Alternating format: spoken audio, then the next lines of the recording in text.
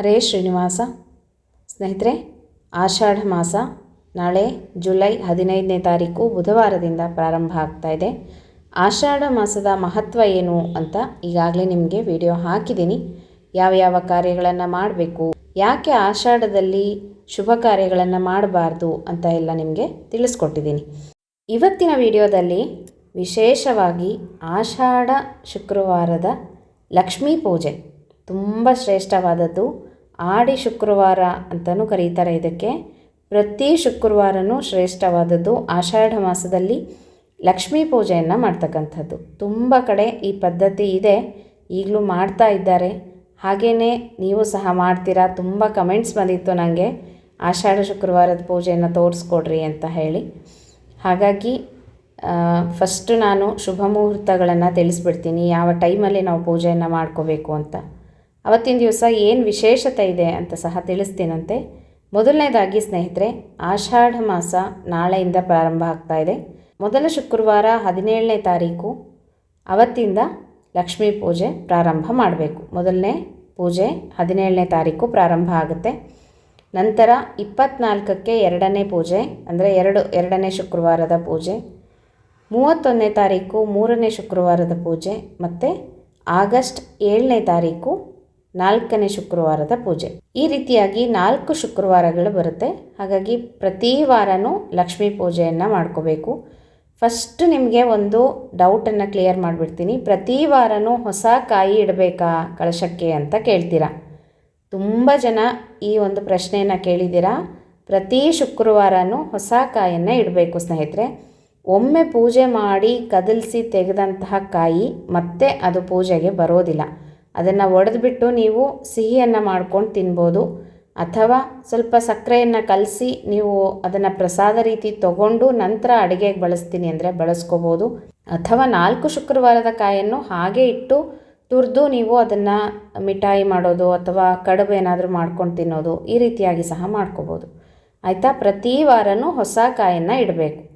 ಯಾರ ಮನೆಯಲ್ಲಿ ಕಳಶ ಸ್ಥಾಪನೆ ಪದ್ಧತಿ ಇಲ್ಲವೋ ಅಂಥವರು ಫೋಟೋ ಪೂಜೆಯನ್ನು ಸಹ ಮಾಡ್ಕೋಬೋದು. ಒಟ್ಟಿನಲ್ಲಿ ಲಕ್ಷ್ಮೀ ಪೂಜೆಯನ್ನು ಯಾವ ರೀತಿಯಿಂದಾದರೂ ಮಾಡ್ಕೋಬೋದು ಸ್ನೇಹಿತರೆ. ಫೋಟೋ ಇಟ್ಬಿಟ್ಟು ಫೋಟೋಕ್ಕೇ ನೀವು ಪ್ರತಿ ಶುಕ್ರವಾರ ಹೇಗೆ ಪೂಜೆ ಮಾಡ್ತೀರೋ ಗೆಜ್ಜೆ ವಸ್ತ್ರ, ಹೂವನ್ನು ಏರಿಸಿ ಕುಂಕುಮಾರ್ಚನೆಯನ್ನು ಮಾಡಿಕೊಂಡು ಅಷ್ಟೋತ್ತರಗಳನ್ನು ಹೇಳಿ ಪುಷ್ಪಾರ್ಚನೆಯನ್ನು ಮಾಡಿ ಫೋಟೋ ಪೂಜೆಯನ್ನು ಸಹ ಮಾಡ್ಕೋಬೋದು. ಅದೂ ಅಷ್ಟೇ ಫಲ ಇದೆ.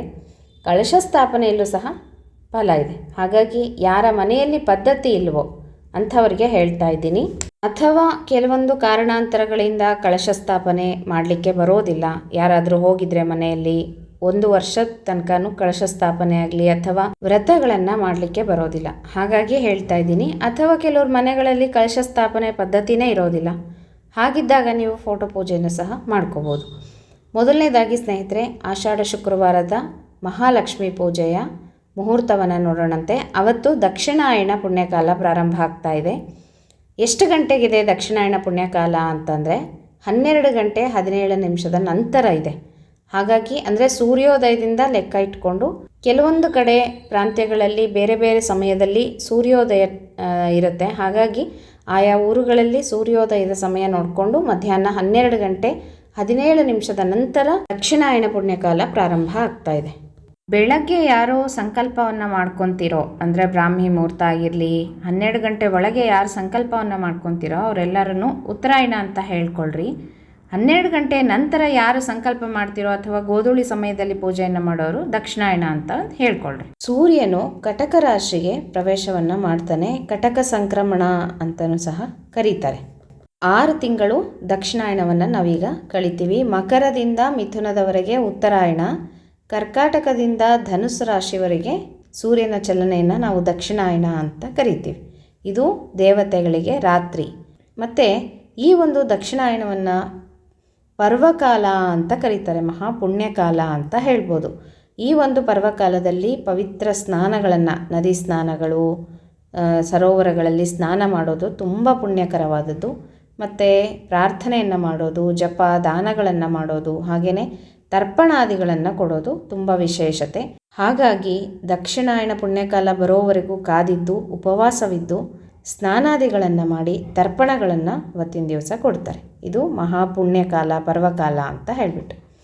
ಈಗ ನಾವು ಆಷಾಢ ಶುಕ್ರವಾರದ ಬಗ್ಗೆ ತಿಳ್ಕೊತಾ ಇದ್ದೀವಿ. ಇದು ದಕ್ಷಿಣಾಯಣ ಅವತ್ತಿನ ದಿವಸ ಪ್ರಾರಂಭ ಆಗ್ತಾ ಇದೆ, ಅದಕ್ಕೋಸ್ಕರ ತಿಳಿಸಿದೆ.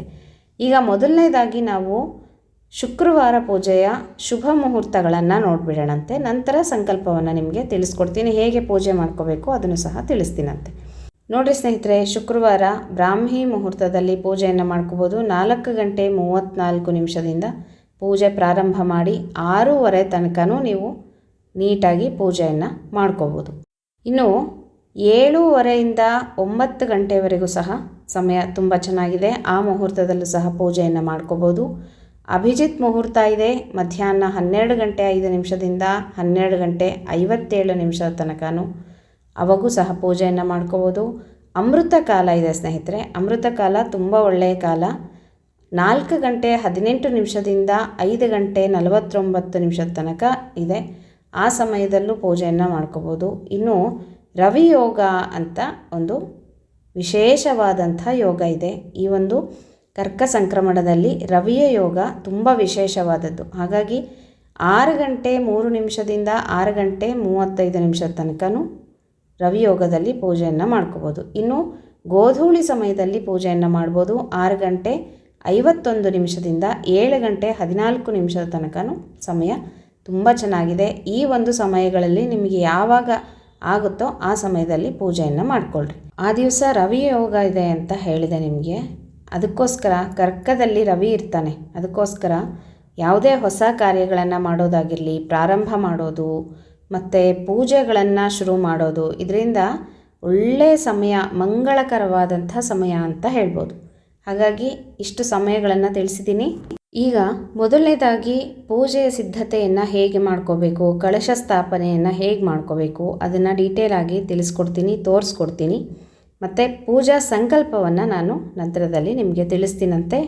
ಯಾರಿಗೆ ಪೂಜಾ ಸಂಕಲ್ಪ ಹೇಳ್ಕೊಳ್ಳೋದಕ್ಕೆ ಬರೋದಿಲ್ವೋ ಅಂಥವರು ನಾನು ಹೇಳಿದಂಥ ಸಂಕಲ್ಪವನ್ನು ಕೇಳಿಸ್ಕೊಂಡು ಕೈಯಲ್ಲಿ ಅಕ್ಷತೆ ಹೂವನ್ನು ಹಿಡ್ಕೊಂಡು ಸಂಕಲ್ಪ ಕೇಳಿಸ್ಕೊಂಡು ನಂತರ ನೀವು ಅಕ್ಷತೆ ನೀರನ್ನು ಬಿಟ್ಟರೆ ಸಾಕಾಗತ್ತೆ, ಆಯಿತಾ. ನಾನು ಎಲ್ಲಿ ಮಮ ಅಂತ ಹೇಳ್ತೀನೋ ಅಲ್ಲಿ ನೀವು ಮಮ ಅಂತ ಹೇಳ್ಕೊಂಡು ನಿಮ್ಮ ಹೆಸರು, ಗೋತ್ರ, ನಕ್ಷತ್ರ ಏನು ಗೊತ್ತಿದೆಯೋ ಅಟ್ಲೀಸ್ಟ್ ನಿಮ್ಮ ಹೆಸರನ್ನಾದರೂ ಹೇಳ್ಕೊಂಡು ಸಂಕಲ್ಪವನ್ನು ಮಾಡಿಕೊಂಡ್ರೆ ಸಾಕಾಗುತ್ತೆ. ಯಾಕಂದರೆ ಕೆಲವೊಬ್ಬರಿಗೆ ಸಂಕಲ್ಪ ಹೇಳ್ಕೊಳ್ಳೋದಕ್ಕೆ ಬರೋದಿಲ್ಲ. ತಪ್ಪಾಗಿ ದಯವಿಟ್ಟು ಹೇಳಬೇಡ್ರಿ. ಬಂದರೆ ಹೇಳ್ಕೊಳ್ರಿ, ಇಲ್ಲಾಂದರೆ ನಾನು ಹೇಳಿದ್ದನ್ನು ಕೇಳಿಸ್ಕೊಂಡು ಅಕ್ಷತೆ ನೀರನ್ನು ಬಿಟ್ಟರೆ ಸಾಕಾಗುತ್ತೆ, ಸರಿನಾ. ಈಗ ಮೊದಲನೇದಾಗಿ ಲಕ್ಷ್ಮೀ ದೇವಿಯ ಕಳಸವನ್ನು ಹೇಗೆ ಕೂಡಿಸ್ಕೊಳ್ಳೋದು ಅಂತ ನಿಮಗೆ ತಿಳಿಸ್ಕೊಡ್ತೀನಂತೆ. ಎಲ್ಲಿ ನೀವು ಕಳಶ ಸ್ಥಾಪನೆಯನ್ನು ಮಾಡ್ತೀರೋ ಆ ಜಾಗವನ್ನು ಶುಭ್ರವಾಗಿ ಒರೆಸ್ಕೊಂಡು ರಂಗವಲ್ಲಿಯನ್ನು ಹಾಕ್ಕೊಂಡು ಒಂದು ಮಣೆಯನ್ನು ಹಾಕಿ, ಮಣೆಯ ಮೇಲೆ ರಂಗವಲ್ಲಿಯನ್ನು ಹಾಕಿ ಲಕ್ಷ್ಮೀ ದೇವಿಯ ಫೋಟೋ ಇದ್ದರೆ ಇಟ್ಕೊಳ್ರಿ, ಇಲ್ಲ ಅಂದರೂ ಪರವಾಗಿಲ್ಲ. ಒಂದು ತಟ್ಟೆಯಲ್ಲಿ ಈ ರೀತಿಯಾಗಿ ಅಕ್ಕಿಯನ್ನು ಹಾಕ್ಕೋಬೇಕು. ಹಿತ್ತಾಳೆ ತಟ್ಟೆ ಆಗಿರ್ಬೋದು, ತಾಮ್ರದ್ದಾಗಿರ್ಬೋದು ಅಥವಾ ಬೆಳ್ಳಿದಾಗಿರ್ಬೋದು, ಸ್ಟೀಲ್ ಮಾತ್ರ ಬಳಸಬೇಡ್ರಿ. ಹೀಗೆ ಫೋಟೋಕ್ಕೂ ಗೆಜ್ಜೆ ವಸ್ತ್ರ ಹೂವನ್ನು ಇರಿಸ್ಕೊಂಡು ಅಲಂಕಾರ ಮಾಡಿಕೊಂಡು ದೀಪವನ್ನು ಹಚ್ಚಿಡ್ರಿ. ನಂತರ ಅಕ್ಕಿ ಹಾಕಿರ್ತೀರಲ್ವ ತಟ್ಟೆಯಲ್ಲಿ, ಅಲ್ಲಿ ಸ್ವಲ್ಪ ಅರಿಶಿನ, ಕುಂಕುಮ, ಅಕ್ಷತೆಯನ್ನು ಹಾಕ್ರಿ. ಅಕ್ಕಿಯಲ್ಲಿ ನೀವು ಶ್ರೀಕಾರವನ್ನು ಬರಿಬೋದು ಅಥವಾ ಪದ್ಮವನ್ನು ಬರಿಬೋದು, ಆಯಿತಾ. ಹೀಗೆ ಅಕ್ಷತೆ, ಅರಿಶಿನ, ಕುಂಕುಮ ಎಲ್ಲವನ್ನು ಹಾಕಿ ಒಂದು ಕಳಶವನ್ನು ತಯಾರು ಮಾಡ್ಕೋಬೇಕು. ಈ ರೀತಿ ಹಿತ್ತಾಳೆ, ತಾಮ್ರ, ಬೆಳ್ಳಿ ಯಾವುದಾದ್ರೂ ಆಗಲಿ ಪರವಾಗಿಲ್ಲ, ಅದರಲ್ಲಿ ನೀರು ತುಂಬಿಸ್ಕೊಂಡು ಅದಕ್ಕೆ ಒಂದು ಕಂಕಣವನ್ನು ಕಟ್ಟಬೇಕು. ಅಥವಾ ಮಾಂಗಲ್ಯ ಇತ್ತು ಅಂದರೆ ಮಾಂಗಲ್ಯವನ್ನು ಕಟ್ಟಿರಿ. ಅರಿಶಿನ, ಕುಂಕುಮ, ಅಕ್ಷತೆಯನ್ನು ಹಾಕಿ ಒಂದು ಅಡಿಕೆ ಹಾಗೆಯೇ ಒಂದು ಅರಿಶಿನದ ಬೇರನ್ನು ತಂಬಿಗೆ ಒಳಗಡೆ ಹಾಕಬೇಕು. ನಂತರ ನಿಮ್ಮ ಹತ್ರ ಕಾಲುಂಗ್ರ ಪಿಲ್ಲೆ ಇದ್ದರೆ ಹಾಕ್ರಿ, ಇಲ್ಲಾಂದರೆ ಪರವಾಗಿಲ್ಲ. ಕಾಯಿನನ್ನು ಹಾಕಿಬಿಟ್ಟು ವಿಳೆದೆಲೆಯನ್ನು ಇಡಬೇಕು. 4 ಅಥವಾ 5 ವಿಳೆದೆಲೆಯನ್ನು ಈ ರೀತಿಯಾಗಿ ಇಡಬೇಕು. ಸರಿಯಾಗಿ ನೋಡ್ಕೊಳ್ರಿ, ವಿಳೆದೆಲೆ ಹೇಗಿಡಬೇಕು ಅಂತ ಕೇಳ್ತಾ ಇದ್ರಿ. ಹೀಗೆ ಇಟ್ಬಿಟ್ಟು ನಂತರ ಕಾಯನ್ನು ಈ ರೀತಿ ಜುಟ್ಟು ಮೇಲೆ ಬರಬೇಕು. ಕಾಯ್ದು ಹೀಗೆ ಇಟ್ಟು ಅರಿಶಿನ ಕುಂಕುಮವನ್ನು ಹಚ್ಚಬೇಕು ಕಾಯಿಗೆ. ನಂತರ ಕಳಶವನ್ನು ಅಕ್ಕಿಯ ಮೇಲ್ಗಡೆ ಹೀಗೆ ಕೂಡಿಸ್ಕೋಬೇಕು. ಗೆಜ್ಜೆ ವಸ್ತ್ರವನ್ನು ಏರಿಸಬೇಕು. 18 ಗೆಜ್ಜೆ ವಸ್ತ್ರವನ್ನು ಏರಿಸಿದ ಮೇಲೆ ಹೂವು ಏರಿಸ್ಬಿಟ್ಟು ಅಲಂಕಾರವನ್ನು ಮಾಡ್ಕೋಬೋದು. ಅಥವಾ ನಂತರದಲ್ಲಿ ಸಹ ನೀವು ಪೂಜೆಯನ್ನು ಮಾಡ್ತಾ ಮಾಡ್ತಾ ಅಲಂಕಾರವನ್ನು ಮಾಡ್ಕೋಬೋದು. ಲಕ್ಷ್ಮಿಯ ಮುಖವಾಡ ಇದ್ದರೆ ಇಡ್ರಿ, ಇಲ್ಲ ಅಂದರೂ ಪರವಾಗಿಲ್ಲ. ಹಾಗೆ ನೀವು ಕಳಶಕ್ಕೆ ಪೂಜೆಯನ್ನು ಮಾಡ್ಬೋದು. ನೋಡ್ರಿ, ಈಗ ಸಂಕಲ್ಪವನ್ನು ಹೇಳ್ತಾ ಹೋಗ್ತೀನಿ, ನೋಡ್ಕೊಳ್ರಿ. ದೀಪವನ್ನು ಹಚ್ಚಿಟ್ಟು ನಂತರ ಸಂಕಲ್ಪವನ್ನು ಮಾಡ್ಕೋಬೇಕು. ಸಂಕಲ್ಪಕ್ಕೆ ಕೈಯಲ್ಲಿ ಅಕ್ಷತೆ ಹೂವನ್ನು ಹೀಗೆ ಹಿಡ್ಕೊಂಡು ಸಂಕಲ್ಪವನ್ನು ಹೇಳ್ಕೋಬೇಕು. ಶ್ರೀ ಗೋವಿಂದ ಗೋವಿಂದ ವಿಷ್ಣುರಾಜ್ಞೆಯ ಪ್ರವರ್ತಮಾನಸ್ಯ ಆದ್ಯ ಬ್ರಹ್ಮಣಃ ದ್ವಿತೀಯ ಪರಾರ್ತೆ ಶ್ರೀ ಶ್ವೇತವರಾಹ ಕಲ್ಪೆ ವೈವಸ್ವತ ಮನ್ವಂತರೆ ಕಲ್ಯುಗೆ ಪ್ರಥಮಚರಣೆ ಭರತವರ್ಷೆ ಭರತಖಂಡೆ ಜಂಬೂದ್ವೀಪೆ ದಂಡಕಾರಣ್ಯೆ ದೇಶೆ ಗೋದಾವರ್ಯಾಃ ಶಾಲಿವಾಹನಶಕೆ ಬೌದ್ಧಾವತಾರೆ ರಾಮಕ್ಷೇತ್ರೆ ಅಸ್ಮಿನ್ ವರ್ತಮಾನೇನ ಚಾಂದ್ರಮಾನೇನ ವ್ಯಾವಹಾರಿಕೆ ಪರಾಭವನಾಮ ಸಂವತ್ಸರೆ ದಕ್ಷಿಣಾಯಣೆ ಗ್ರೀಷ್ಮ ಋತು ಆಷಾಢಮಾಸೆ ಶುಕ್ಲಪಕ್ಷೆ ತೃತೀಯಾತಿಥೌ ಶುಕ್ರವಾಸರಃ ಮಘಾನಕ್ಷತ್ರ ವ್ಯತಿಪಾತಯೋಗ ಗರಜಕರಣ ಏವಂ ಗುಣವಿಶೇಷಣ ವಿಶಿಷ್ಟಾಯಾಂ ಶುಭ ಪುಣ್ಯತಿಥೌ. ಈಗ ನೀವು ಮಮ ಅಂತ ಹೇಳ್ಕೊಂಡು ನಿಮ್ಮ ಹೆಸರು ನಕ್ಷತ್ರ ಗೋತ್ರ ಏನಾದರೂ ಗೊತ್ತಿದ್ರೆ ಹೇಳ್ಕೊಳ್ರಿ. ನಿಮ್ಮ ಹೆಸರನ್ನು ಹೇಳ್ಕೊಂಡ್ರೂ ಸಾಕಾಗುತ್ತೆ. ಮಮ ಸಹ ಕುಟುಂಬಾನಾಂ ಕ್ಷೇಮಸ್ಥೈರ್ಯ ವಿಜಯ ವೀರ್ಯ ಅಭಯ ಆಯುರಾರೋಗ್ಯ ಐಶ್ವರ್ಯಾಭಿವೃದ್ಧ್ಯರ್ಥಂ ಸಮಸ್ತ ದುರಿತೋಪಶಾಂತ್ಯರ್ಥಂ ಸಮಸ್ತ ಸನ್ಮಂಗಳಾರ್ಥಂ ಸಮಸ್ತ ಅಭ್ಯುದಯಾರ್ಥಂಚ ಧರ್ಮ ಅರ್ಥ ಕಾಮ ಮೋಕ್ಷ ಚತುರ್ವಿಧ ಫಲಪುರುಷಾರ್ಥ ಸಿದ್ಧ್ಯರ್ಥಂ ಯಾವಜ್ಜೀವನ ಸೌಮಂಗಲ್ಯ ಪ್ರಾಪ್ತ್ಯರ್ಥಂ ಶ್ರೀ ಆಷಾಢ ಶುಕ್ರವಾರ ಪ್ರಯುಕ್ತ ಶ್ರೀ ಮಹಾವಿಷ್ಣು ಸಹಿತ ಶ್ರೀ ಮಹಾಲಕ್ಷ್ಮೀ ಪ್ರೀತ್ಯರ್ಥಂ ಯಥಾಶಕ್ತಿಯ ಧ್ಯಾನ ಆವಾಹನಾದಿ ಷೋಡಶೋಪಚಾರ ಪೂಜಾಂ ಕರಿಷ್ಯೆ ಅಂತ ಹೇಳ್ಕೊಳ್ರಿ. ಅಕ್ಷತೆ ನೀರನ್ನು ಒಂದು ಪಾತ್ರೆಗೆ ಬಿಟ್ಬಿಡಬೇಕು. ಮೊದಲಿಗೆ ಗಣಪತಿ ಪೂಜೆಯನ್ನು ಮಾಡ್ಕೋಬೇಕು. ಒಂದು ಅಡಿಕೆ ಬೆಟ್ಟನಾದರೂ ಇಟ್ಕೊಳ್ರಿ, ಅಥವಾ ಗಣಪತಿ ವಿಗ್ರಹ ಇದ್ದರೆ ಇಟ್ಕೊಂಡು ನಿರ್ವಿಘ್ನವಾಗಿ ಲಕ್ಷ್ಮೀ ಪೂಜೆಯನ್ನು ಮಾಡೋ ಹಾಗೆ ಅನುಗ್ರಹ ಮಾಡು ತಂದೆ ಅಂತ ಹೇಳಿ ಗಣಪತಿಯ ಪ್ರಾರ್ಥನೆಯನ್ನು ಮಾಡಿಕೊಂಡು ಗೆಜ್ಜೆ ವಸ್ತ್ರ ಹೂವನ್ನು ಏರಿಸಿ ನೈವೇದ್ಯವನ್ನು ಮಾಡಿ ಗಣಪತಿಗೆ ಧೂಪ ದೀಪ ಎಲ್ಲವನ್ನು ತೋರಿಸಿ ಮಂಗಳಾರತಿಯನ್ನು ಮಾಡಬೇಕು. ಗಣಪತಿ ಪೂಜೆ ಆದಮೇಲೆ ಲಕ್ಷ್ಮೀದೇವಿ ಪೂಜೆಯನ್ನು ಪ್ರಾರ್ಥನೆ ಮಾಡಿಕೊಂಡು ಪ್ರಾರಂಭ ಮಾಡಬೇಕು. ಲಕ್ಷ್ಮೀದೇವಿಯ ಪ್ರಾರ್ಥನೆಯನ್ನು ತಿಳಿಸ್ಕೊಡ್ತೀನಿ. ಧ್ಯಾನವನ್ನು ಮಾಡಬೇಕು. ಪದ್ಮಾಸನೆ ಪದ್ಮಕರೆ ಸರ್ವಲೋಕೈಕ ಪೂಜಿತೆ ನಾರಾಯಣ ಪ್ರಿಯೇ ದೇವಿ ಸುಪ್ರೀತ ಭವ ಸರ್ವದಾ ಅಂತ ಹೇಳಿ ಲಕ್ಷ್ಮೀದೇವಿಯನ್ನು ಭಕ್ತಿಯಿಂದ ಧ್ಯಾನವನ್ನು ಮಾಡಿ ಪ್ರಾರ್ಥನೆಯನ್ನು ಮಾಡಬೇಕು. ನಂತರ ಸ್ವಲ್ಪ ಅಕ್ಷತೆಯನ್ನು ತಗೊಂಡು ಮಹಾಲಕ್ಷ್ಮೀ ದೇವಿಯ ಪೀಠದ ಮೇಲೆ ಹಾಕಿ ಶ್ರೀ ಮಹಾಲಕ್ಷ್ಮೀ ದೇವೇ ನಮಃ ಆವಾಹಯಾಮಿ ಅಂತ ಹೇಳಿ ಅಕ್ಷತೆಯನ್ನು ಹಾಕಬೇಕು. ನಂತರ ಶ್ರೀ ಮಹಾಲಕ್ಷ್ಮೀ ನಮಃ ಆಸನಾರ್ತೆ ಅಕ್ಷತಾಂ ಸಮರ್ಪಯಾಮಿ ಅಂತ ಆಸನವನ್ನು ಕೊಟ್ಟು ಲಕ್ಷ್ಮೀದೇವಿಯನ್ನು ಕೂಡಿಸ್ಬೇಕು. ನಂತರ ಕಳಶದ ನೀರನ್ನು ಇಟ್ಕೊಂಡಿರಬೇಕು. ಕಳಶವನ್ನು ಹೇಗೆ ಸ್ಥಾಪನೆ ಮಾಡ್ಕೋಬೇಕು ಅಂತ ನಿಮಗೆ ಸುಮಾರು ಸಲ ಹೇಳ್ಕೊಟ್ಟಿದ್ದೀನಲ್ವಾ. ಒಂದು ತಂಬಿಗೆಯಲ್ಲಿ ಅಥವಾ ಒಂದು ಲೋಟದಲ್ಲಿ ನೀರನ್ನು ಇಟ್ಕೊಂಡು ಅದರಲ್ಲಿ ಗಂಗೆ ಚಮನೆ ಚೈವ ಗೋದಾವರಿ ಸರಸ್ವತಿ ನರ್ಮದಾ ಸಿಂಧು ಕಾವೇರಿ ಜಲೇಸ್ಮಿನ್ ಸನ್ನಿಧಿಂ ಕುರು ಅಂತ ಹೇಳಿ ಗಂಗೆಯನ್ನು ಆವಾಹನೆ ಮಾಡ್ಕೊಂಡಿರಬೇಕು. ಆ ನೀರಿನಲ್ಲಿ ಒಂದು ಉದ್ಧರಣೆಯನ್ನು ಇಟ್ಕೊಂಡಿರಬೇಕು. ಆ ಉದ್ಧರಣೆಯಿಂದ ಒಂದು ಉದ್ಧರಣೆ ನೀರನ್ನು ಲಕ್ಷ್ಮೀದೇವಿಗೆ ತೋರಿಸ್ಬಿಟ್ಟು ಶ್ರೀ ಮಹಾಲಕ್ಷ್ಮೀ ನಮಃ ಪಾದಯೋ ಪಾದ್ಯಂ ಸಮರ್ಪಯಾಮಿ ಅಂತ ಹೇಳಿ ಒಂದು ಉದ್ಧರಣೆ ನೀರನ್ನು ಕಾಲನ್ನು ತೊಳಿಬೇಕು. ಮಹಾಲಕ್ಷ್ಮೀ ದೇವಿಗೆ ತೋರಿಸಿ ಒಂದು ಪಾತ್ರೆಗೆ ಬಿಟ್ಬಿಡಬೇಕು. ನಂತರ ಒಂದು ಉದ್ಧರಣೆ ನೀರನ್ನು ಲಕ್ಷ್ಮೀದೇವಿಗೆ ತೋರಿಸ್ಬಿಟ್ಟು ಶ್ರೀ ಮಹಾಲಕ್ಷ್ಮೀ ನಮಃ ಹಸ್ತಯೋ ಅರ್ಘ್ಯಂ ಸಮರ್ಪಯಾಮಿ ಅಂತ ಹೇಳಿ ಪಾತ್ರೆಗೆ ಒಂದು ಉದ್ಧರಣೆ ನೀರನ್ನು ಬಿಡಬೇಕು. ನಂತರ ಆಚಮನಕ್ಕೆ ನೀರನ್ನು ಕೊಡಬೇಕು. 3 ಬಾರಿ ಆಚಮನಕ್ಕೆ ಉದ್ಧರಣೆ ನೀರನ್ನು ತೋರಿಸಿ ಪಾತ್ರೆಗೆ ಬಿಡಬೇಕು. ಶ್ರೀ ಮಹಾಲಕ್ಷ್ಮೀ ನಮಃ ಆಚಮನಂ ಸಮರ್ಪಯಾಮಿ ಅಂತ ಹೇಳಿ 3 ಉದ್ಧರಣೆ ನೀರನ್ನು ಒಂದು ಪಾತ್ರೆಗೆ ಬಿಡಬೇಕು. ನಂತರ ಉದ್ಧರಣೆ ನೀರನ್ನು ತಗೊಂಡು ಒಂದು ಹೂವನ್ನು ಅದ್ದುಬಿಟ್ಟು ನೀರಿನಲ್ಲಿ ಪ್ರೋಕ್ಷಣೆಯನ್ನು ಮಾಡಬೇಕು. ಶ್ರೀ ಮಹಾಲಕ್ಷ್ಮೀ ನಮಃ ಸ್ನಾನಂ ಸಮರ್ಪಯಾಮಿ ಅಂತ ಹೇಳಿ ಪ್ರೋಕ್ಷಣೆಯನ್ನು ಮಾಡಬೇಕು. ಆ ಹೂವನ್ನು ಅಲ್ಲೇ ಲಕ್ಷ್ಮೀದೇವಿ ಹತ್ರನೇ ಹಾಕಿಬಿಡೋದು. ನಂತರ ಶ್ರೀ ಮಹಾಲಕ್ಷ್ಮೀ ನಮಃ ವಸ್ತ್ರಂ ಸಮರ್ಪಯಾಮಿ ಅಂತ ಹೇಳಿ ಗೆಜ್ಜೆ ವಸ್ತ್ರವನ್ನು ಏರಿಸಬೇಕು. ಮುಂಚೆನೇ ಏರಿಸಿ ಅಲಂಕಾರ ಮಾಡಿದರೆ ನೀವು ಅಕ್ಷತೆಯನ್ನು ಹಾಕಿದ್ರೆ ಸಾಕಾಗುತ್ತೆ. ವಸ್ತ್ರಯುಗ್ಮಂ ಸಮರ್ಪಯಾಮಿ ಅಂತ ಹೇಳಿ ಅಕ್ಷತೆಯನ್ನು ಹಾಕ್ಬೋದು. ನಂತರ ಮಹಾಲಕ್ಷ್ಮೀ ದೇವಿಗೆ ಅರಿಶಿನ ಕುಂಕುಮವನ್ನು ಏರಿಸಬೇಕು. ಶ್ರೀ ಮಹಾಲಕ್ಷ್ಮೀ ನಮಃ ಹರಿದ್ರ ಕುಂಕುಮ ಚೂರ್ಣಂ ಸಮರ್ಪಯಾಮಿ ಗಂಧಂ ಸಮರ್ಪಯಾಮಿ ಅಕ್ಷತಾಂ ಸಮರ್ಪಯಾಮಿ ಅಂತ ಹೇಳಿ ಗಂಧ ಇದ್ದರೆ ಗಂಧವನ್ನು ಹೂವಿನಲ್ಲಿ ಅದ್ದಿ ಲಕ್ಷ್ಮೀ ದೇವಿಗೆ ಏರಿಸಬೇಕು. ನಂತರ ಹೂವನ್ನು ಏರಿಸಬೇಕು. ಪುಷ್ಪಮಾಲಾ ಸಮರ್ಪಯಾಮಿ ಅಂತ ಹೇಳಿ ಹೂವಿನ ಮಾಲೆ ಕಟ್ಟಿರುವಂಥ ಹೂವಿನ ಮಾಲೆಯನ್ನು ಲಕ್ಷ್ಮೀ ದೇವಿಗೆ ಸಮರ್ಪಣೆಯನ್ನು ಮಾಡಬೇಕು. ನಂತರ ಮಹಾಲಕ್ಷ್ಮೀ ದೇವಿಗೆ ಅರ್ಚನೆಯನ್ನು ಮಾಡಬೇಕು. ಅಷ್ಟೋತ್ತರವನ್ನು ಹೇಳ್ತಾ ಲಕ್ಷ್ಮೀ ಅಷ್ಟೋತ್ತರವನ್ನು ಹೇಳ್ತಾ ಅರ್ಚನೆಯನ್ನು ಮಾಡಬೇಕು. ಪುಷ್ಪಾರ್ಚನೆಯನ್ನು ಮಾಡ್ಬೋದು, ಕುಂಕುಮ ಅರ್ಚನೆಯನ್ನು ಸಹ ಲಕ್ಷ್ಮೀ ದೇವಿಗೆ ಮಾಡ್ಬೋದು. 2 ಎಣ್ಣೆಯ ದೀಪವನ್ನು ಹಚ್ಚಿಡ್ರಿ, 2 ತುಪ್ಪದ ದೀಪವನ್ನು ಹಚ್ಚಿಡ್ರಿ. ಅರ್ಚನೆಯನ್ನು ಮಾಡಿದ್ಮೇಲೆ ಧೂಪ ಮತ್ತು ದೀಪ ನೈವೇದ್ಯವನ್ನು ಲಕ್ಷ್ಮೀ ದೇವಿಗೆ ತೋರಿಸ್ಬೇಕು. ಅಡುಗೆಯನ್ನು ಮಾಡಿ ಹಬ್ಬದ ಅಡುಗೆಯನ್ನು ಮಾಡಿ ನೈವೇದ್ಯ ಮಾಡ್ಬೋದು, ಅಥವಾ ಹಣ್ಣು ಕಾಯಿ ಹಾಲು ಸಕ್ಕರೆ ನೈವೇದ್ಯ ಮಾಡ್ಬೋದು. ಹಬ್ಬದ ಅಡುಗೆಯನ್ನು ಮಾಡಿ ಏನಾದರೂ ಸಿಹಿಯಾದ ಪಾಯಸ ಆ ಥರದ್ದೇನಾದರೂ ಮಾಡಿ ನೈವೇದ್ಯ ಮಾಡೋದೇ ಶ್ರೇಷ್ಠವಾದದ್ದು. ಈ ಲಕ್ಷ್ಮೀ ದೇವಿಗೆ ನೈವೇದ್ಯ ಎಲ್ಲ ಆದಮೇಲೆ ಆರತಿಯನ್ನು ಮಾಡಬೇಕು. ಮಹಾಲಕ್ಷ್ಮೀ ದೇವಿಗೆ 2 ತುಪ್ಪದ ಬತ್ತಿಗಳನ್ನು ಎರಡೆರಡು ಬತ್ತಿಗಳನ್ನು ನೀಲಾಂಜನದಲ್ಲಿ ಹಾಕಿ ಆರತಿಯನ್ನು ಮಾಡಬೇಕು. ಲಕ್ಷ್ಮೀ ದೇವಿಯ ಹಾಡನ್ನು ಹೇಳ್ತಾ ಆರತಿಯನ್ನು ಮಾಡಬೇಕು.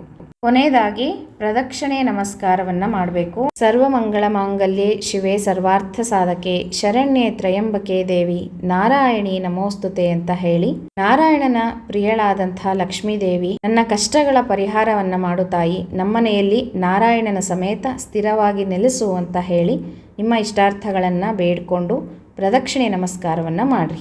ನಂತರ ನೀವು ಕುಂಕುಮಾರ್ಚನೆ ಮಾಡಿದರೆ ಆ ಕುಂಕುಮವನ್ನು ತಗೊಂಡು ನೀವು ಹಣೆಗೆ ಇಟ್ಕೋಬೋದು. ಇದಿಷ್ಟು ಆಷಾಢ ಮಾಸದಲ್ಲಿ ಮಾಡ್ತಕ್ಕಂತಹ ಮಹಾಲಕ್ಷ್ಮೀ ದೇವಿಯ ಪೂಜೆ ವಿಧಾನ ನಿಮಗೆಲ್ಲ ಡೀಟೇಲ್ ಆಗಿ ತಿಳಿಸ್ಕೊಟ್ಟಿದ್ದೀನಿ ಸ್ನೇಹಿತರೆ. ಬೆಳಗ್ಗೆ ಪೂಜೆಯನ್ನು ಮಾಡೋರು ಬೆಳಗ್ಗೆ ಇಷ್ಟೆಲ್ಲ ಪೂಜೆಯನ್ನು ಮುಗಿಸ್ಕೊಂಡು ನೈವೇದ್ಯ ಆರತಿ ಎಲ್ಲ ಮುಗಿಸ್ಕೊಂಡು ನೀವು ಕೆಲಸಗಳಿಗೆ ಹೋಗೋರು ಅಥವಾ ಮನೆಯಲ್ಲಿರೋರು ನಿಮ್ಮ ಅನುಕೂಲ ನೋಡಿಕೊಂಡು ಇದಿಷ್ಟು ಮಾಡ್ಕೊಳ್ರಿ. ನಂತರ ಸಾಯಂಕಾಲ ಮತ್ತೆ ದೀಪವನ್ನು ಹಚ್ಚಿಟ್ಟು ಲಕ್ಷ್ಮೀ ದೇವಿಗೆ ಆರತಿಯನ್ನು ಮಾಡಬೇಕು. ಆಯಿತಾ? ಸಂಜೆ ಯಾರು ಪೂಜೆಯನ್ನು ಮಾಡ್ತೀರೋ, ಗೋಧೂಳಿ ಸಮಯದಲ್ಲಿ ಪೂಜೆ ಮಾಡ್ತಿರೋ, ಬೆಳಗ್ಗೆಯಿಂದ ಅನ್ನವನ್ನು ತಿನ್ನಬಾರ್ದು. ಅಂದರೆ ಹಣ್ಣು ಹಾಲು ಏನಾದರೂ ತೊಗೊಂಡು ಜ್ಯೂಸು ಆ ಥರ ತೊಗೊಂಡು ಇರ್ಬೋದು, ಪೂರ್ಣ ಉಪವಾಸ ಬೇಡ. ಹಣ್ಣು ಹಾಲು ಏನಾದರೂ ತೊಗೊಂಡಿದ್ದು ಸಾಯಂಕಾಲ ಕಳಶವನ್ನು ಕೂಡಿಸ್ಬೋದು. ಹಾಗಾಗಿ ಹೇಳ್ತಾ ಇದ್ದೀನಿ, ಸಾಯಂಕಾಲ ಪೂಜೆ ಮಾಡೋರು ಈ ರೀತಿಯಾಗಿ ಮತ್ತು ಸಾಯಂಕಾಲ ಬೆಳಗ್ಗೆ ತಲೆಗೆ ಎಣ್ಣೆ ಹಚ್ಕೊಂಡು ತಲೆ ಸ್ನಾನವನ್ನು ಮಾಡಿರಬೇಕು ಶುಕ್ರವಾರ ಅವತ್ತು. ಸಾಯಂಕಾಲ ಮತ್ತೆ ನೀವು ಕೆಲಸಗಳಿಗೆ ಹೋಗಿದ್ರೆ ಬಂದು ಮತ್ತೆ ಸ್ನಾನವನ್ನು ಮಾಡಿಕೊಂಡು ಮೈ ಮೇಲೆ ಮಾಡಬೇಕು, ತಲೆ ಮೇಲಲ್ಲ, ಹೆಗಲ ಮೇಲೆ ಸ್ನಾನವನ್ನು ಮಾಡಿಕೊಂಡು ಬೇರೆ ಬಟ್ಟೆಯನ್ನು ಉಟ್ಕೊಂಡು ರೇಷ್ಮೆ ಸೀರೆಯನ್ನು ಉಟ್ಕೊಂಡು ಪೂಜೆಯನ್ನು ಮಾಡ್ಕೋಬೋದು. ನಂತರ ಅಡುಗೆ ನೈವೇದ್ಯವನ್ನು ಮಾಡಿ ನೀವು ಊಟವನ್ನು ಮಾಡ್ಬೋದು. ಈ ರೀತಿಯಾಗಿ ಪೂಜೆಯನ್ನು ಮಾಡಿಕೊಳ್ಳ್ರಿ. ಮತ್ತು ಕಳಸವನ್ನು ಯಾವಾಗ ಕದಲಿಸ್ಕೋಬೇಕು ಅಂದರೆ ಶನಿವಾರದ ದಿವಸ ಬೆಳಗ್ಗೆ ದೀಪವನ್ನು ಹಚ್ಚಿ ಮತ್ತು ಮಹಾಲಕ್ಷ್ಮೀ ದೇವಿಗೆ ಪೂಜೆಯನ್ನು ಮಾಡಬೇಕು. ಅರಿಶಿನ ಕುಂಕುಮ ಗಂಧ ಅಕ್ಷತೆ ಎಲ್ಲವನ್ನು ಏರಿಸಿ ಹೂವನ್ನು ಏರಿಸಿ ದೂರದಿಂದ ಕಳಶ ಮುಟ್ಟದೇನೆ ಮಾಡಬೇಕು. ದೂರದಿಂದ ಹೂವನ್ನು ಏರಿಸಿ ಧೂಪ ದೀಪ ನೈವೇದ್ಯವನ್ನು ಮಾಡಬೇಕು. ಅಡಿಗೆ ನೈವೇದ್ಯ ಆಗದೇ ಇದ್ದರೂ ಸಹ ಒಂದು ಪಾಯಸ ಚಿತ್ರಾನ್ನ ಏನಾದರೂ ಮಾಡಿ ನೈವೇದ್ಯ ಮಾಡಿರಿ, ಅಥವಾ ಹಾಲು ಸಕ್ಕರೆ ಹಣ್ಣು ಕಾಯಿ ಆದರೂ ನೈವೇದ್ಯ ಮಾಡಿ ಆರತಿಯನ್ನು ಮಾಡಿ ಪ್ರದಕ್ಷಿಣೆ ನಮಸ್ಕಾರವನ್ನು ಮಾಡಿ ನಂತರ ಕಳಶವನ್ನು ಬಲಗಡೆಗೆ, ನಿಮ್ಮ ಬಲಗಡೆ ಅಲ್ಲ ಕಳಶದ ಬಲಗಡೆಗೆ, ನಿಮಗೆ ಎಡಗಡೆ ಆಗುತ್ತೆ ಕಳಶಕ್ಕೆ ಬಲಗಡೆ ಆಗುತ್ತೆ, ಆ ರೀತಿಯಾಗಿ ಕಳಶವನ್ನು ಕದಲಿಸ್ಕೊಂಡ್ರೆ ನೀವು ನಂತರ ನಿಧಾನಕ್ಕೆ ಎಲ್ಲವನ್ನು ತೆಗೆದಿಟ್ಕೋಬೋದು. ಮತ್ತು ಲಕ್ಷ್ಮೀ ದೇವಿಗೆ ಏರಿಸಿರುವಂಥ ಹೂವನ್ನು ನಿರ್ಮಾಲ್ಯವನ್ನು ನೀವು ಮುಡ್ಕೋಬೇಕಾಗತ್ತೆ. ಇನ್ನು ನಮಗೆ ಬೇರೆ ಏನೋ ಸಮಯ ಬಂತು ಹಾಗಾಗಿ ಕಳಶ ಹಾಗೇ ಇಟ್ಬಿಟ್ಟಿದ್ದೀವಿ, ಏನು ಮಾಡೋದು, ಈ ಥರದ ಪ್ರಶ್ನೆಗಳು ತುಂಬ ಸಲ ನನಗೆ ಬರುತ್ತೆ. ಹಾಗೇನಾದರೂ ಸಮಯ ಇತ್ತು ಅಂದರೆ ನೀವು ಯಾರನ್ನೂ ಮುಟ್ಕೋಬಾರ್ದು. ಮನೆಯಲ್ಲಿ ಯಾರಾದರೂ ಗಂಡಸರು ಅಥವಾ ನಿಮ್ಮ ಮಕ್ಕಳು ಯಾರಾದರೂ ಇದ್ದರೆ ಈ ರೀತಿಯಾಗಿ ಕಳಶವನ್ನು ಕದಲಿಸ್ಲಿಕ್ಕೆ ಹೇಳ್ರಿ. ಆಮೇಲೆ ನಿಧಾನಕ್ಕೆ ನೀವು ಒಳಗಡೆ ಬಂದಮೇಲೆ ನಿಧಾನಕ್ಕೆ ತೆಕ್ಕೋಬೋದು, ತೊಂದರೆ ಇಲ್ಲ. ಆದರೆ ತುಂಬ ಸಲ ನನಗೆ ಒಂದು ಪ್ರಶ್ನೆ ಬರ್ತಾ ಇದೆ ಸ್ನೇಹಿತರೆ, ತುಂಬ ಬೇಜಾರಾಗುತ್ತೆ ನನಗೆ ಹೇಳಲಿಕ್ಕೆ. ಪೀರಿಯಡ್ಸ್ ಇದೆ ಪೂಜೆ ಮಾಡ್ಬೋದಾ ಅಂತ ಕೇಳ್ತೀರಾ. ದಯವಿಟ್ಟು ಇಂಥ ಪ್ರಶ್ನೆಗಳನ್ನು ಕೇಳಬೇಡ್ರಿ. ಪೀರಿಯಡ್ಸ್ ಟೈಮಲ್ಲಿ ಪೂಜೆ ಏನೂ ಮಾಡೋದಕ್ಕೆ ಬರೋದಿಲ್ಲ, ಏನನ್ನು ಮುಟ್ಟಬಾರ್ದು ಅಂತ ನಾನು ತುಂಬ ಸಲ ಹೇಳ್ತಾ ಬಂದಿದ್ದೀನಿ. ಅದಕ್ಕಾಗಿಯೇ ನಾನು ಒಂದು ವಿಡಿಯೋ ಸಹ ಮಾಡಿದ್ದೀನಿ ಹೇಗಿರಬೇಕು ಆ ದಿನಗಳಲ್ಲಿ ಅಂತ. 3 ದಿನ ಅಥವಾ 4 ದಿನವೂ ಸಹ ಏನೂ ಮಾಡೋದಕ್ಕೆ ಬರೋದಿಲ್ಲ. ಹಾಗಾಗಿ ಅಂಥ ಸಮಯಗಳಿದ್ದರೆ ನೋಡಿಕೊಂಡು ಪೂಜೆಯನ್ನು ಶುರು ಮಾಡಿರಿ. ಅಥವಾ ಪೂಜೆ ಮಾಡ್ತಾ ಇದ್ದೀವಿ, ಪೂಜೆ ಹಿಡಿದ್ಬಿಟ್ಟಿದ್ದೀವಿ, ಹೀಗಾಯಿತು ಹಾಗಾಯಿತು ಅಂತ ಹೇಳಬೇಡ್ರಿ. ದಯವಿಟ್ಟು ದಿನಗಳಿದ್ದರೆ ನೋಡ್ಕೊಂಡು ಪೂಜೆ ಮಾಡಿರಿ. ಒಂದು ಶುಕ್ರವಾರ ಬಿಟ್ಟರೂ ಪರವಾಗಿಲ್ಲ, ಅಥವಾ ಮೊದಲನೇ ಶುಕ್ರವಾರ ಕೊನೆಯ ಶುಕ್ರವಾರ ಸಹ ಪೂಜೆಯನ್ನು ಮಾಡ್ಕೋಬೋದು. ಹಾಗಾಗಿ ನೋಡಿಕೊಂಡು ನಿಮ್ಮ ಸಮಯಗಳನ್ನು ಪೂಜೆಯನ್ನು ಮಾಡಿರಿ ಅಂತ ಹೇಳ್ತೀನಿ. ಒಟ್ಟಿನಲ್ಲಿ ಪೂಜೆ ಮಾಡುವ ಭರದಲ್ಲಿ ಯಾವುದೇ ಒಂದು ಆಪತ್ತುಗಳನ್ನು ತೊಂದರೆಗಳನ್ನು ದಯವಿಟ್ಟು ತಂದುಕೋಬೇಡ್ರಿ. ಅಷ್ಟಂತೂ ಹೇಳಲಿಕ್ಕೆ ನಾನು ಇಷ್ಟಪಡ್ತೀನಿ. ಪೂಜೆ ಮಾಡಬೇಕು, ಆಷಾಢ ಶುಕ್ರವಾರ ಮಾಡಬೇಕು, ಕರೆಕ್ಟ್ ಇದೆ, ನಾವೇ ಹೇಳ್ಕೊಡ್ತೀವಿ ಮಾಡಿರಿ ಅಂತ ಹೇಳಿ. ಹಾಗಂತ ನಿಮ್ಮ ತೊಂದರೆಗಳು ದಿನಗಳನ್ನು ನೋಡ್ಕೊಳ್ದೆ ಮಾಡಿಬಿಟ್ಟಿದ್ದೀವಿ, ಹೀಗಾಗೋಯ್ತು, ಪೂಜೆ ಮಾಡಿಬಿಟ್ಟೆ ಸಾಯಂಕಾಲನೇ ಹೀಗಾಯಿತು, ಹಾಗೆಲ್ಲ ದಯವಿಟ್ಟು ಹೇಳೋದಕ್ಕೆ ಹೋಗಬೇಡ್ರಿ. ಹಾಗಿದ್ದರೆ ಮಾಡಲಿಕ್ಕೆ ಹೋಗಬೇಡ್ರಿ. ಆ ವಾರ ಬಿಟ್ಟು ಮುಂದಿನ ವಾರ ಮಾಡಿಕೊಡ್ರಿ. 2ನೇ ಶುಕ್ರವಾರ ಮಾಡ್ಬೋದು ಅಥವಾ ಕೊನೆ ಶುಕ್ರವಾರ ಮಾಡ್ಬೋದು. ಯಾವ ಶುಕ್ರವಾರ ಆಗದೆ ಇದ್ರೂ ಕೊನೆ ಶುಕ್ರವಾರ ಮಾಡ್ಬೋದು. ಫೋಟೋ ಪೂಜೆಯನ್ನು ಮಾಡ್ಕೊಳ್ರಿ. ಯಾವ ಪೂಜೆ ಒಟ್ಟಿನಲ್ಲಿ ನಾವು ಭಕ್ತಿಯಿಂದ ಹೇಗೆ ಪೂಜೆ ಮಾಡ್ತೀವಿ ಅನ್ನೋದು ಮುಖ್ಯ ಸ್ನೇಹಿತರೆ. ಕಳಶ ಕೂಡಿಸಿದ್ರೇ ಲಕ್ಷ್ಮೀದೇವಿ ಪೂಜೆ ಆಗುತ್ತೆ ಅಂತ ಆ ಥರದ ಭಾವನೆಗಳನ್ನು ಇಟ್ಕೋಬೇಡ್ರಿ. ಫೋಟೋ ಪೂಜೆಯನ್ನು ಸಹ ಸ್ತ್ರೀಯರು ಮಾಡ್ಕೋಬೋದು. ಹಾಗಾಗಿ ಹೇಳ್ತಾ ಇದ್ದೀನಿ, ನಿಮಗೆ ಏನು ಅನುಕೂಲ ಆಗುತ್ತೋ ಆ ರೀತಿಯಿಂದ ಭಕ್ತಿಯಿಂದ ಮಾಡಿರಿ. ಯಾವುದನ್ನೇ ಪೂಜೆಯನ್ನು ಮಾಡಿರಿ, ಭಕ್ತಿ ಮುಖ್ಯ ಅಷ್ಟೇ. ಶುದ್ಧತೆಯನ್ನು ಕಾಪಾಡಿಕೊಳ್ಳ್ರಿ, ಅದನ್ನು ಮುಖ್ಯವಾಗಿ ಹೇಳ್ತೀನಿ ನಾನು. ಇಷ್ಟು ಆಷಾಢ ಮಾಸದಲ್ಲಿ ಮಾಡ್ತಕ್ಕಂಥ ಮಹಾಲಕ್ಷ್ಮಿ ಪೂಜೆಯ ಬಗ್ಗೆ ತಿಳಿಸ್ಕೊಟ್ಟಿದ್ದೀನಿ. ಎಲ್ಲರೂ ಭಕ್ತಿ ಶ್ರದ್ಧೆಗಳಿಂದ ಮಾಡಿರಿ, ನಿಮ್ಮ ಕಷ್ಟಗಳಿಂದ ಪಾರಾಗ್ರಿ, ಇಷ್ಟಾರ್ಥಗಳನ್ನು ಸಿದ್ಧಿ ಮಾಡಿಕೊಳ್ಳ್ರಿ ಅಂತ ಹೇಳ್ತೀನಿ. ಏನಾದರೂ ಡೌಟ್ಸ್ ಇದ್ದರೆ ಕಮೆಂಟ್ ಬಾಕ್ಸಲ್ಲಿ ಕೇಳ್ರಿ, ತಿಳಿಸ್ಕೊಡ್ತೀನಂತೆ. ಮತ್ತು ಮುಂದಿನ ವಿಡಿಯೋ ಒಟ್ಟಿಗೆ ಸಿಗೋಣ ಸ್ನೇಹಿತರೆ. ಹರೇ ಶ್ರೀನಿವಾಸ.